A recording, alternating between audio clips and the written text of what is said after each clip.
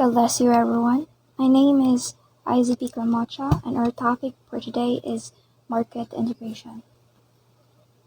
Market integration is a situation in which separate markets for the same product became one single market. Imbes means that imbes we will buy each product individually, mabibili mo lang siya in single market. Okay? Next is global market. An integrated market for global trade where buyers and sellers meet from all over the globe to trade with few barriers to the trading. Means that lahat ng mga tao sa buong mundo is pwedeng makabili sa iisang market lang. Example is, ito yung mga Shopee, Lazada, Amazon. Shopee at Lazada is that pareho silang app na maraming shop doon and those shop is online, so makakabili ka lang ng mga product easily through online.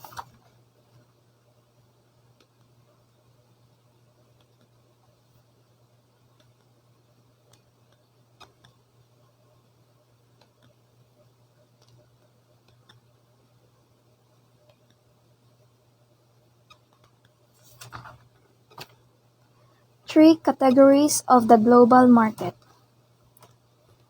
One is consumer market, involves the buying and selling of everyday goods such as appliances, furniture, groceries, clothing, and each.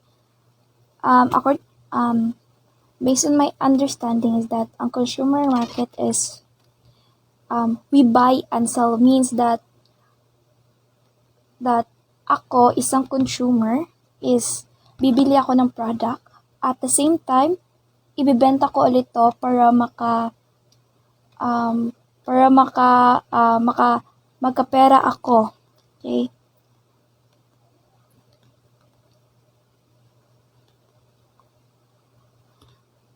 Second is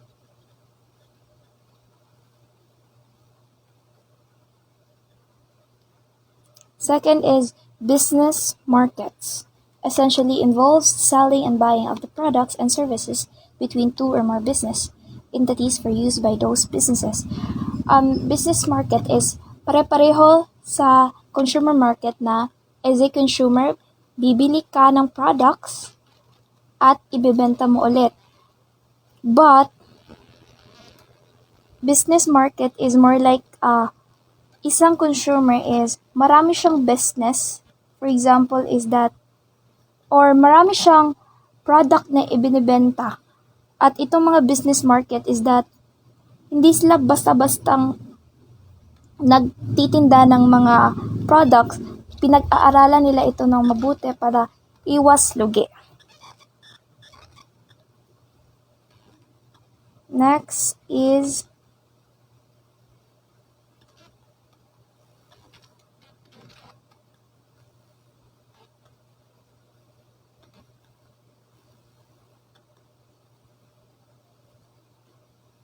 government markets. Buying structure almost always includes assurance of a bid request, or what is known as a request for proposal, means pag sinabi tayong government is gobyerno talaga yung nandoon, or what you say, pag for example nagpapatayo ng gobyerno ng mga infrastructure, kailangan nila ng mga bidders, mga malaking company, at yung malaking company na gagawa ng mga buildings is magpapadala sila ng request for proposal. At ang government pala is if pag ang bidder is mananalo sa bid, syempre siya yung gagawa. Pero kapag ang government is may kasi siya requirements, so pag even though hindi mataas yung bid ng kalaban ng bidder is as long as ma-meet yung requirements, siya na yung i-agree ng government para gumawa ng buildings. Okay, next.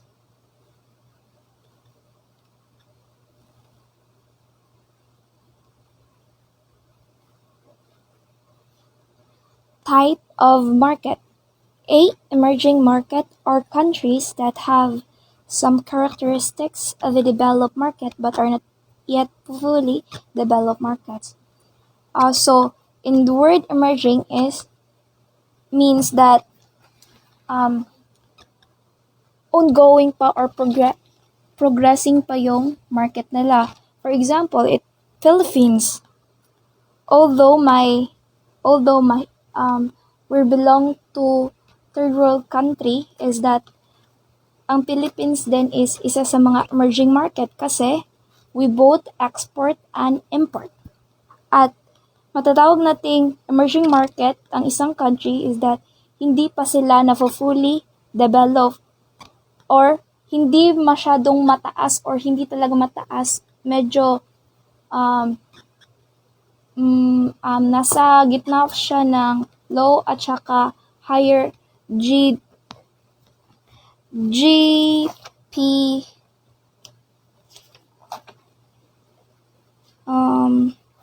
I think it's called GDP, Gross Domestic Product.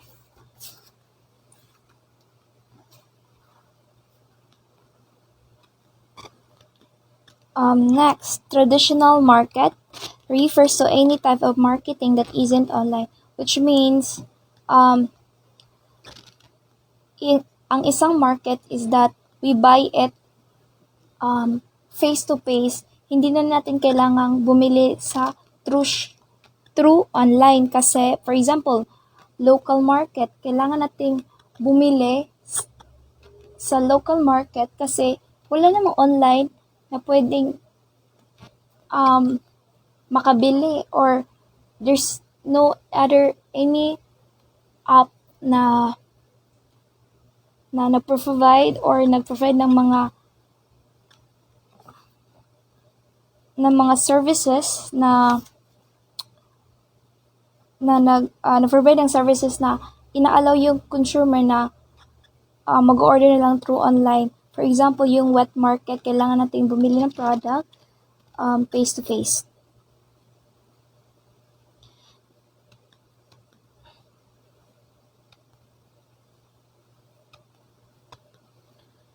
Market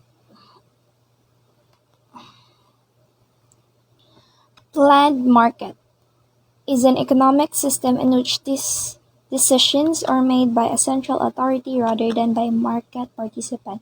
So, from the word plan is planado talaga yung market nila. For example is North Korea, yung president or prime minister lang yung may karapatang magdesisyon kung anong product or services na pwedeng pumasok sa kanilang bansa.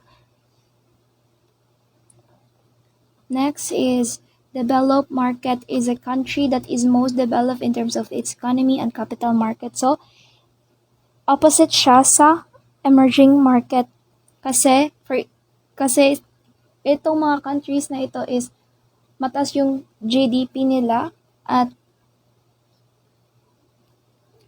and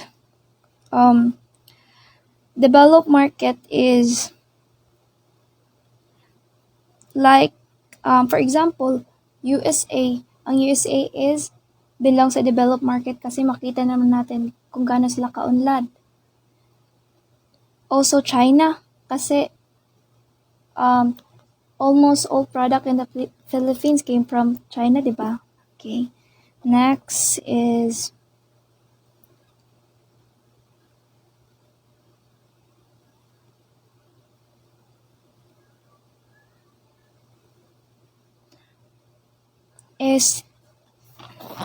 actually ito yung yun yung last na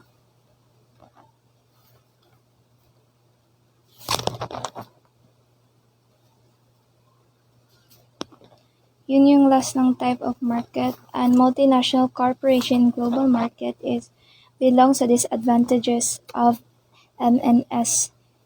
And MNCS, which is Dilima yung nagre-report. So, multinational corporation in the global market is a corporation organization that owns and controls the production of goods or services in at least one country other than its home country. So means that hindi lang sila nag-ooperate sa kanilang bansa. Nag-ooperate din sila sa ibang bansa. Like Coca-Cola. Ang Coca-Cola na company is malaking corporation.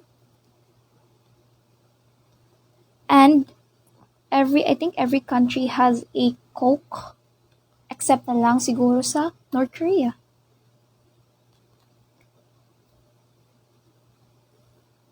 Next is Fortune Global 500. Fortune magazine has published the list of the world's largest 500 companies, analysis 1954.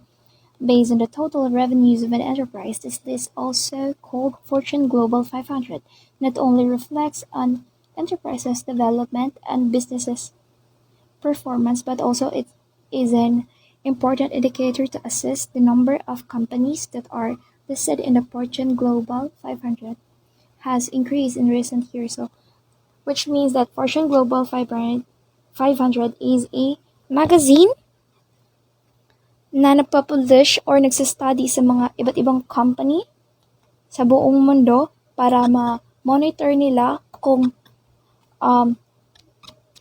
nag-increase or decrease ba yung mga sales nila or lumalago ba or nalulugi na. Thank you. God bless. God bless everyone. So since we have already discussed about market integration is we have 8 key players of global market, which is consumers, stakeholders, customers, employees, investors, suppliers and vendors, communities, and governments. Consumers are defined as individuals or business that consume or use goods and services, and they can exist as consumers or alone as customers. So when we talk about consumers, these are defined as individuals or business na nagakonsumo or nagagamit ang mga produkto or butang o serbisyo. But the customer is the purchasers sa sulod sa atong ekonomiya. So they can purchase sa ilang tanang mga pangnangnonon like things and services, but the customers is pwede po mahimo silang mulungtad as a consumer or as a lone customer. So, like for example, naay usa ka tawo nga nagaadto sa sulod sa usa ka tindahan aron mo gamit or makikonek sa usa ka libre nga wifi. So that person was used in one products o services or serbisyo.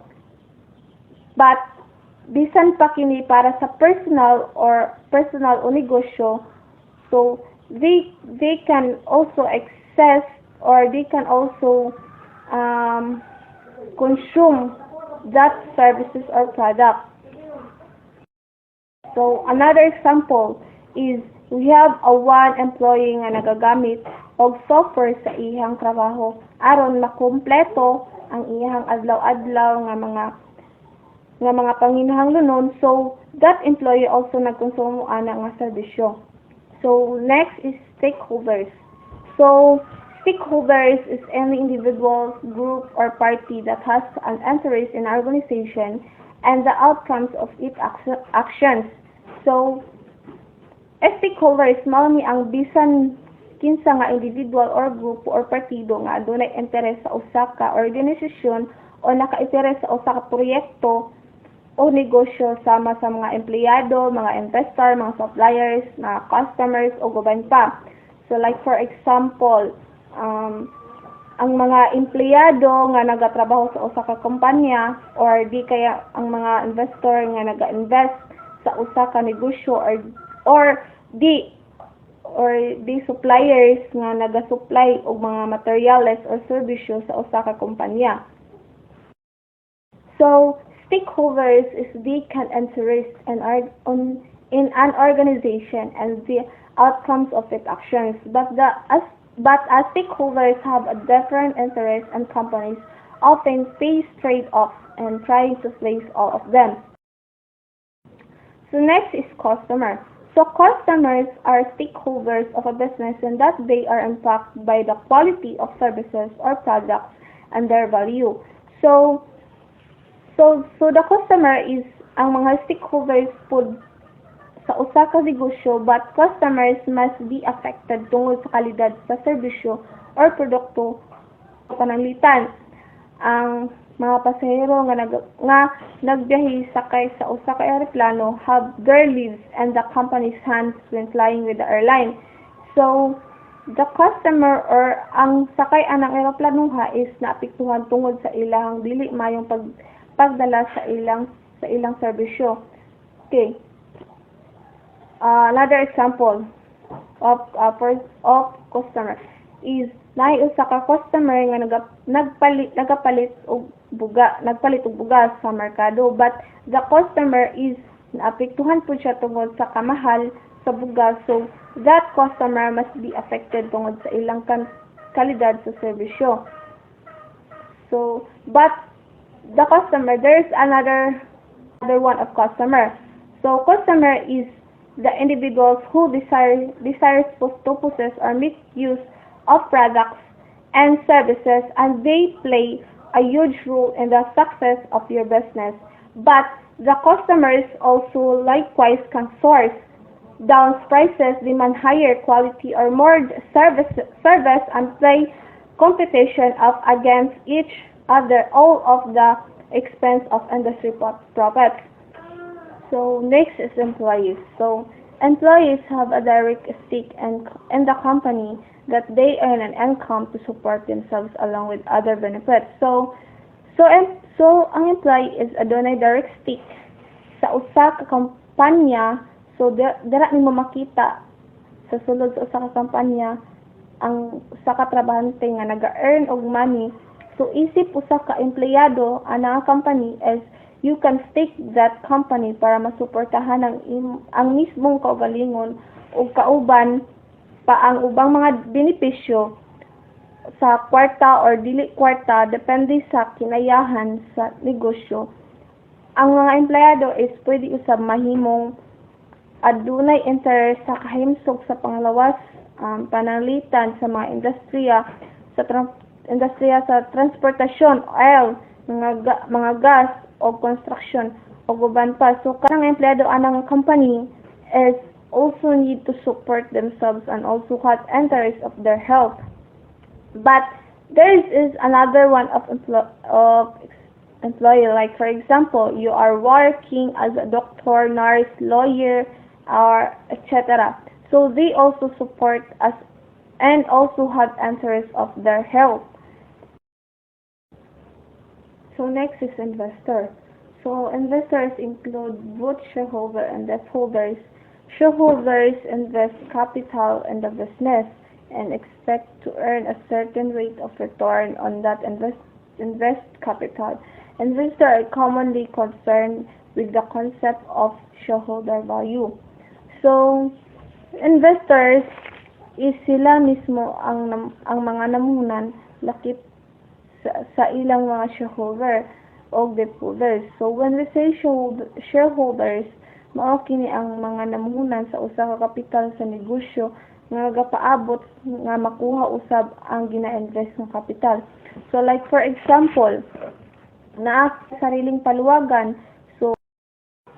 So next is suppliers and vendors. So suppliers and vendors sell goods and or services to a business and rely on it for revenue generation and ongoing income. In many industries, suppliers also have their health and safety on the line as they may be very involved in the company's operations. So when we talk about suppliers, these are the one that provides something that is needed in business or something is wanted, and suppliers and vendors is mauni sila ang mga namaligya o mga butang o serbisyo o sa kanegosyo nga maoy ginasaligan nila nga para mas mapadayon niini ang ilang kita or ilang mga income pinaagi sa mga pamaligya o mga produkto, like for example materials, naga-supplies ang mga suppliers ana nga mga materials kay para mas mapadali o mas mapadayon ang ilang source of income. Under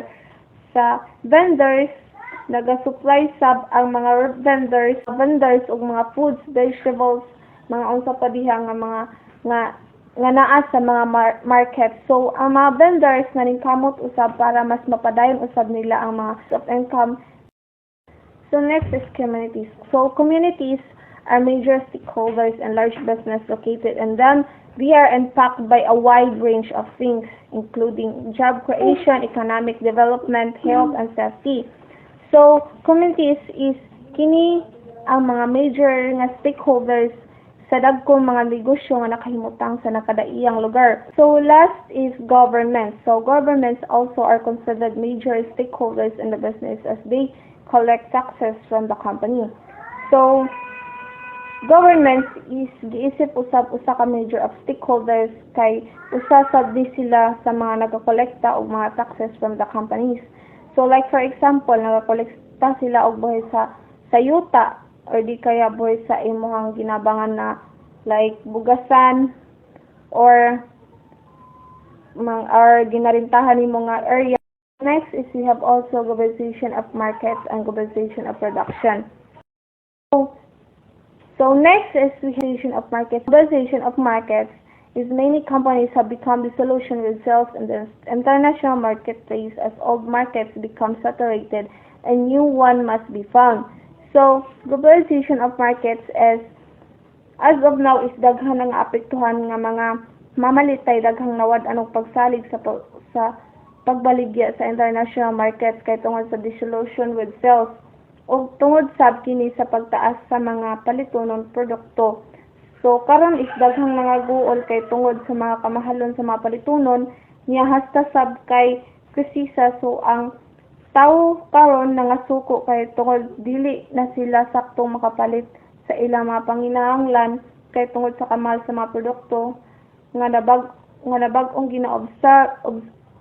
absorb karon sa mga new market. Dili bitaw same sa una sa old market sa una nga mas maayo ang ilang serbisyo sa ilang produkto, mas maka-afford ang mga tao sa mga palitonon. Karon is lahi naman gamay na lang ang naka-afford sa mga produkto kay tungod sa kamahalon. So ang maka-afford na lang karon sa mga produkto is katong mas naay saktong income. So ang mga naa saktong income ang maka-afford sa mga produkto karon. So like for example, ang bugas karon is naga-increase ang price. So pipila na lang ang makapalit og half sack. Karon ang uban is kinilo na lang tungod sa kamahal. So next is globalization of product. So globalization of production is the integration of economic activities by the units of private capital on a world scale. Globalization is transforming how nations interact. National economies become integrated as the flow of the goods and capital across borders expands. So, globalization of products is usa kalihukan sulod sa ekonomiya sulod sa pribadong kapital sa usa ka globalization. And also the globalization of products it can refers to the process of creating or modifying a product, and also product is that plans to produce or serve, and ang produkto naman is naka-refine for sale and also multiplying quantities together. So that's all everyone, and God bless. God bless everyone. So I'm Ria Marie A. Villarreal, and my topic is all about definition of multinational corporation. A multinational company is a corporate organization that owns and controls the production of goods or services in at least one country other than its home country. A multinational corporation or multinational enterprise is an international corporation whose business activities are spread among at least two countries. A multinational corporation or multinational enterprise has facilities and other assets in at least one country other than its home country. A multinational company generally has offices and or factories in different countries and a centralized head office where they coordinate global management. Some of these companies, also known as international, stateless, or transnational corporation organization, may have budgets that exceed those of some small countries. Characteristics of multinational corporations. Very high assets and turnover. To become a multinational corporation, the business must be large and must own a huge amount of assets, both physical and financial. The company's targets are high and they can generate substantial profit. Network of branches. Multinational companies maintain production and marketing operations in different countries. In each country, the business may oversee multiple offices that functions through several branches and subsidiaries. So control. About the previous point, the management of offices in other countries is controlled by one head office located in the home country. Therefore, the source of command is found in the home country. Continued growth. Multinational corporations keep growing. Even as they operate in other countries, they strive to grow their economic size by constantly upgrading and by conducting mergers and acquisition. Sophisticated technology. When a company goes global, they need to make sure that its investment will grow substantially. To achieve substantial growth, they need to make use of capital-intensive technology, especially in the production and marketing activities.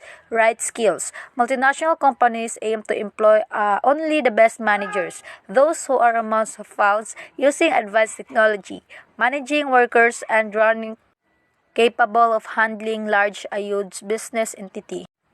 Forceful marketing and advertising. One of the most effective survival strategies of multinational corporations is spending a great deal of money on marketing and advertising. This is how they can sell every product or brand they make. Good quality product. Because they use capital intensive technology, they can produce top of the line products. And that's all. Thank you and God bless. Reasons why companies become multinational corporation. Access to lower production costs. Setting up production in other countries, especially in developing economies, usually translate to spending significantly less on production costs. Though outsourcing is a way of achieving the objective, setting up manufacturing plants in other countries may be even more cost efficient. Lower production costs. It is a low-cost product producer company that use economics of scale to provide goods or services at a low cost. Example of lower production costs are organic farming that depends on techniques like crop rotation, green manure, compost, and biological pest control. Proximity to target international markets. It is beneficial to set up business in countries where the target consumer market of a company is located. Doing so helps reduce transport costs and gives multinational corporations easier access to consumer feedback and information as well as to consumer intelligence. Or proximity to target international market is simply refers to how physically close or accessible a, a business or location to the countries it wants to sell products or services to. Next is access to a large talent pool. Multinational corporations are also known to hire only the best talent from around the world, which allow management to provide the best technical knowledge and innovative thinking for their product or services. Or talent pool is the is a database of job candidates who have the potential to meet an organization's immediate and long-term needs. Example: a company with a strong online presence and a variety of recruitment channels such as job board, social media, and networking events can access a large talent pool. And next, avoidance of tariffs.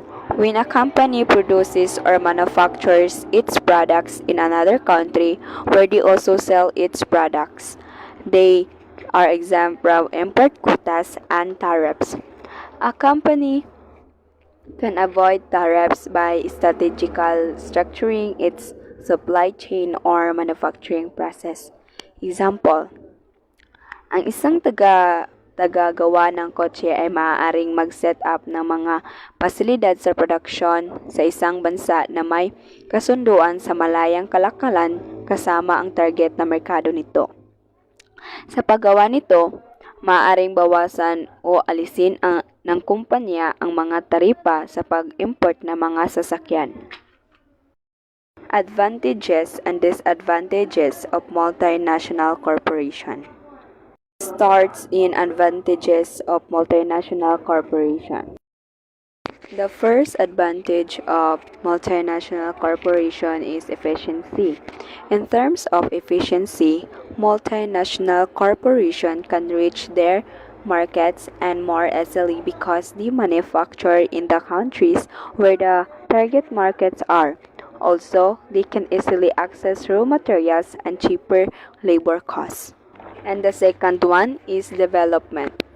In terms of development, multinational corporations pay better than domestic companies, making them more attractive to the local labor force. They are usually favored by local government because of the substantial amount of local taxes they pay, which help boost the country's economy. And also the employment.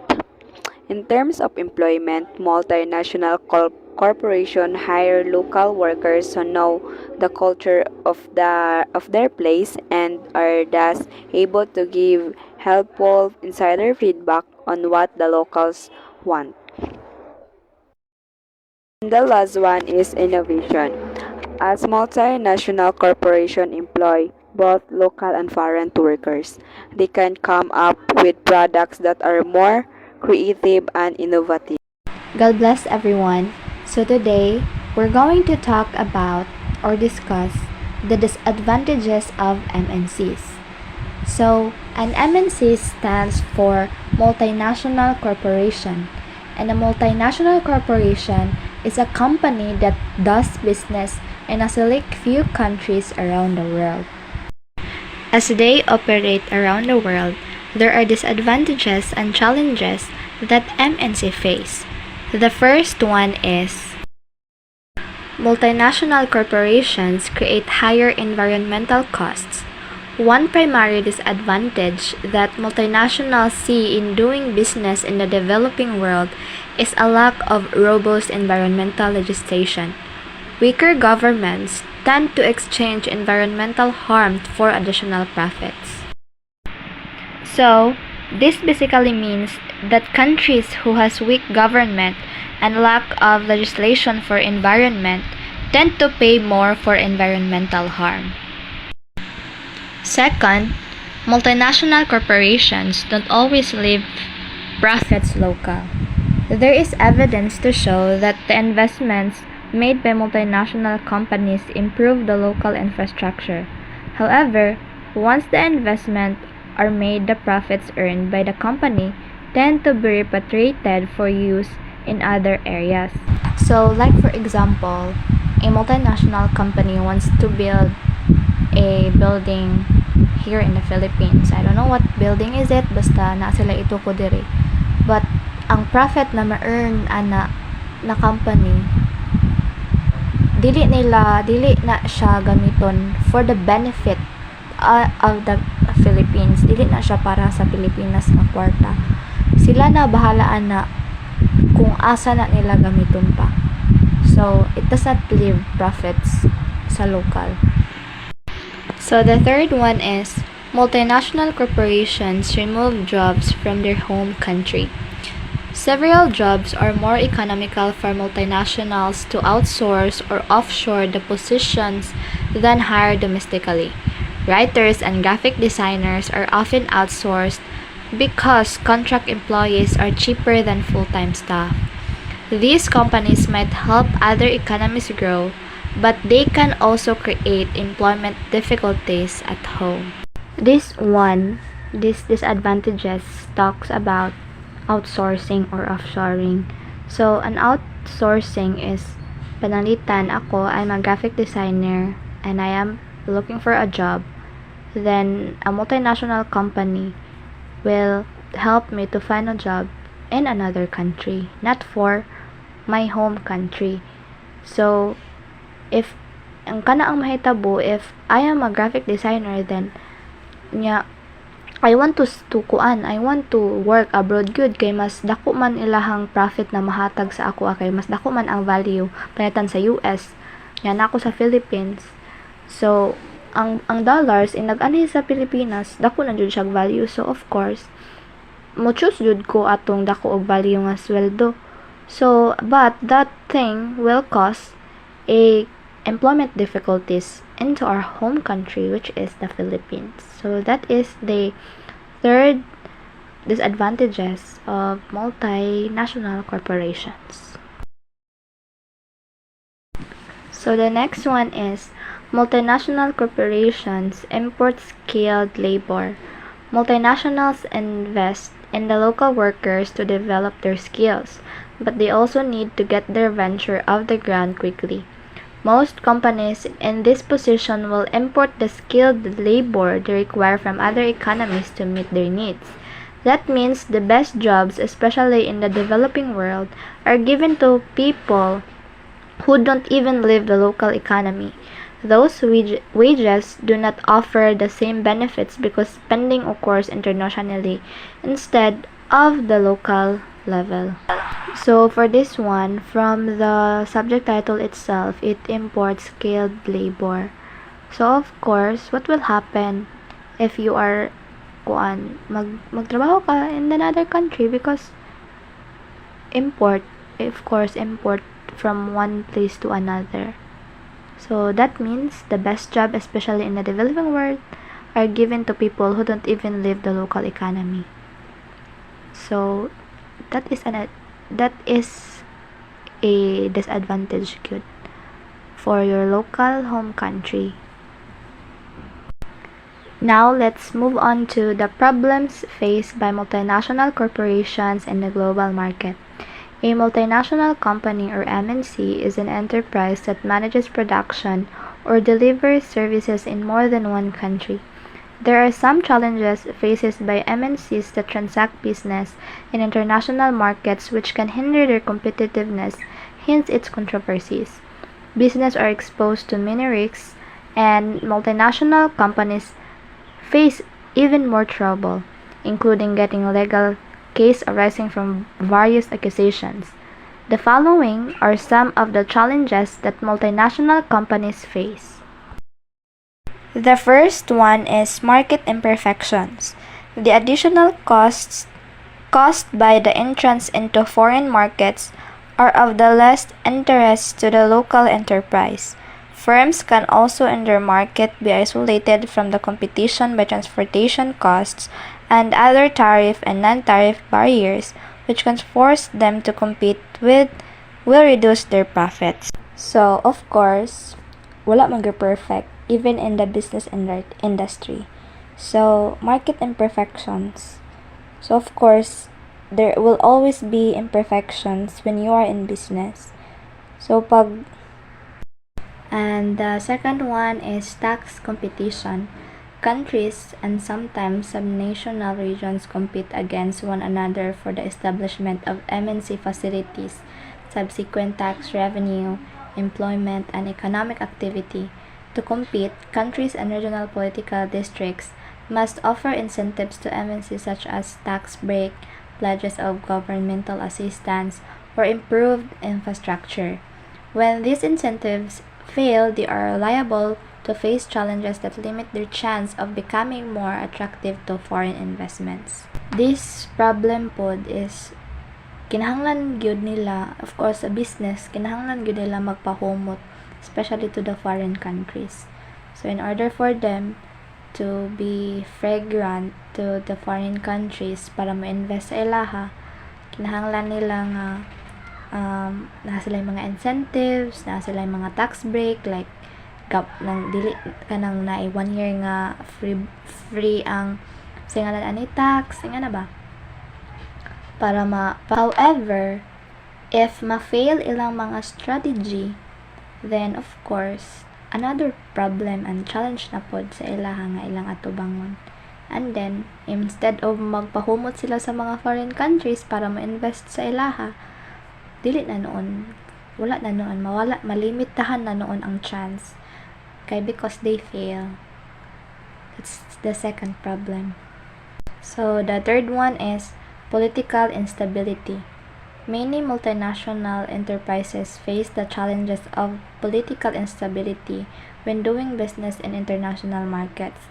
This kind of problem mostly occurs when a reliable government authority is absent. When this happens, it adds to business costs, increases the risk of doing business, and sometimes reduces the manager's ability to forecast business trends. Political instability is also associated with corruption and weak legal frameworks that discourages foreign investments. The next one is market withdrawal. The size of multinational can have a significant impact on government policy, primarily through the threat of market withdrawal. For example, to reduce healthcare costs, some countries have tried to force pharmaceutical companies to license their patented drugs to local competitors for very low fee, thereby artificially lowering the price. When faced with a threat, multinational pharmaceutical firms have simply withdrawn from the market, which often leads to the limited availability of advanced drugs. So the last one is lobbying. Multinational corporate lobbying is directed at a range of business concerns, from tariff structure to environmental regulations. Companies that have invested heavily in pollution control mechanisms may lobby for very tough environmental standards to force non-compliant competitors into weaker position. Corporations lobby for tariffs to restrict competition from foreign industries. For every tariff category that one multinational wants to have reduced, there is another multinational that wants the tariff raised. This is very serious and is very hard and takes a lot of work for the owner.